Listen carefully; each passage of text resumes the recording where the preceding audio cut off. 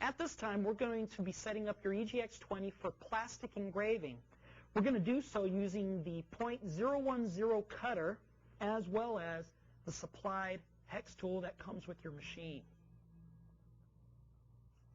First thing we have to do is go ahead and power the machine on. Once we power the machine on, the machine's going to go through its initialization process. The table's going to move forward, and the carriage is going to move to the right-hand side. Once the machine is done initializing, we're going to install our AS10 sheet. This is an adhesive back sheet, double-sided, which also comes with your machine. We're going to place that on the table, flatten it out. We're going to go ahead and take our engraving stock, and we're going to go ahead and place that on top of our AS10 sheet. And what I do is I press down firmly so that way it adheres to the media. At this point, our next step is to take the machine off view so we can set up our origin point. What we do next is we press the view button, and at this point, the machine's going to move to the origin position. The origin position is always going to be your lower left corner of your material. Once the machine's at this position, we're going to set our XY origin point as well as our Z0 origin point. The next step is to open the top cover of the machine and install our cutter holder. The cutter holder is the brass knob that came included with your cutter tool. Now, when installing the cutter holder itself is a reverse thread. So you're going to reverse thread this on until it's tight. If you need some leverage, you can use your hex wrench to tighten it down. All right, the next step, once we've got our cutter holder installed, is to set our origin point. We do so by using the joystick on the control panel, moving it left or right, and forward or back to position the nose cone of the unit just over the lower left corner of the material. Once we've got it in that position, we then press the origin button until the origin light comes on. Once we've done that, we're going to move the carriage somewhere over a flat spot of the material. Once we've got it over a flat spot on the material, we are going to press the joystick button in to activate our Z-axis. Once the Z-axis has been activated, we're going to set our surface. We do so by pressing the origin button. The Z-axis will automatically come down to the surface of the material and touch the surface. And at this point, we're going to install our cutter into the cutter holder, and we're going to drop it all the way down to the surface of the material. And at this point, we're going to tighten our hex screw using our supplied wrench until it's tight. Now that we've set up your EGX-20 for plastic engraving, we will now set up the bundled software Roland Dr. Engrave. First thing we're going to do is launch our Dr. Engrave application. Once Dr. Engrave is launched, the first thing we will do is set up our print driver. To do so, we'll click on File, Print Setup. From our printer drop-down list, we want to make sure we have the EGX-20 selected and click on Properties. Once we have the Properties window open, we will click on Advanced. Now the first thing we're going to do in the driver is set up our work size settings. We will be working with a 4x6 work size. We will click on Work Size Settings and Properties. We're going to add a new work size, give our new work size a name, 6x4. We'll be working in inches for our work size settings, and our width is going to be 6 inches, and the length will be 4. And click OK. The Move to View position we want to turn on. What this will do is once the machine is done engraving, the machine will automatically move the carriage and table to a view position in order for you to remove your engraved job. Since we will be cutting plastic, we want to ensure that the Engrave with Spindle On option is turned on. We'll be using tool number 1 for our job.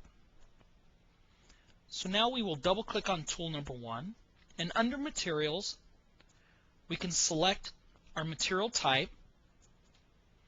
We will be engraving on plastic. ABS is the closest thing to that.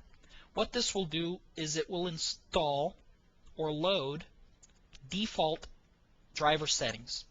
These driver settings, however, we will change. We'll click on number 1. Our tool width, the tool we will be using is a 0.010 inch tool. However, we will need to convert that into millimeters, which converts to 0.25 millimeters.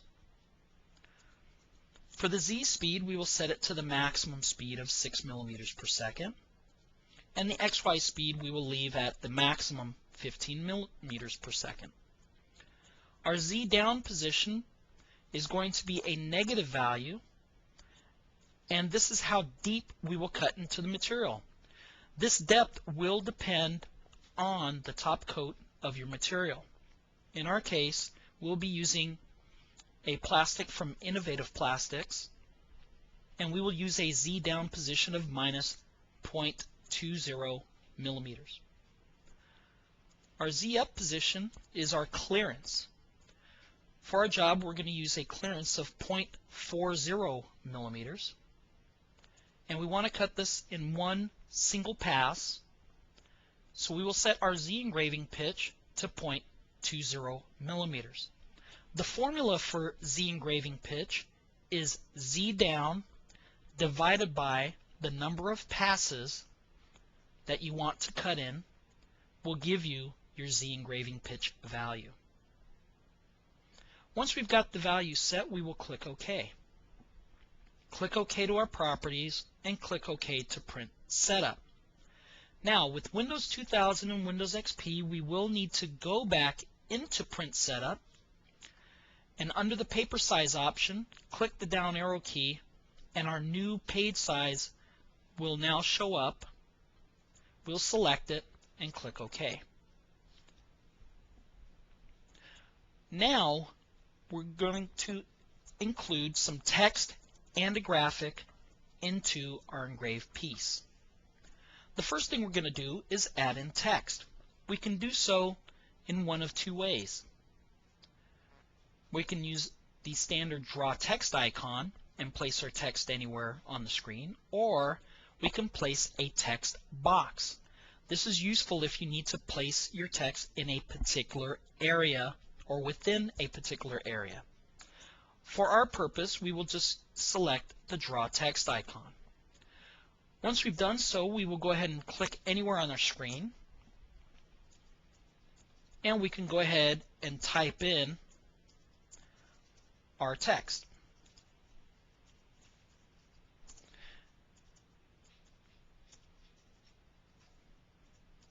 Once we have the text typed in, we can click on our select object icon. We can move our text anywhere on the screen. We can also expand our text anywhere on the screen. So we can stretch it out as well as resize. If I want to justify this, I can right-click on my text, click on Properties, and this brings up my text string properties. In this window, I can change my font, change my text height, width, aspect, angle, spacing, as well as line spacing.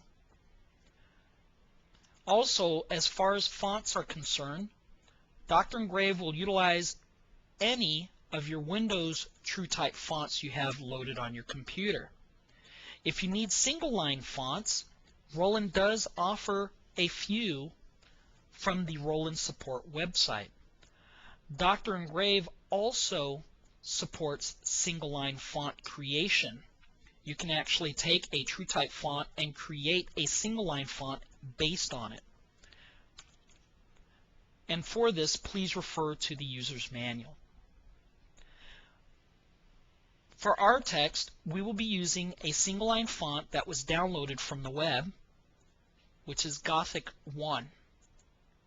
This is a single stroke font. Also, I'm going to center justify my document and click OK. As you can see, my text now is center justified. Now at this point, I'm going to add in a graphic. And we do so by going under Shape and Symbol. Dr. Engrave comes with a number of pre-made symbols. You can also import a BMP file, and Dr. Engrave will automatically vectorize it and place it into your document as well.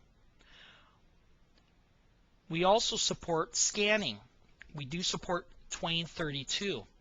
So if you have a customer logo, you can scan it directly into our software, and our software will vectorize it automatically for you.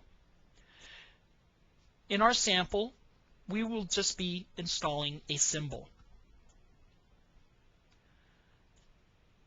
Select our symbol, click Insert, and Close.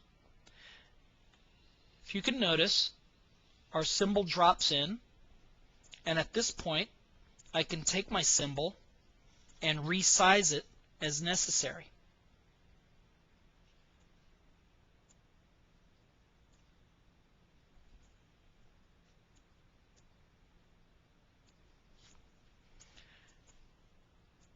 And I can position it anywhere I want. Now that I've got my job created, I am now ready to output my file. Once you're ready to output, all you would do is click on File, Print, ensure you have the proper machine selected, and then click OK to print.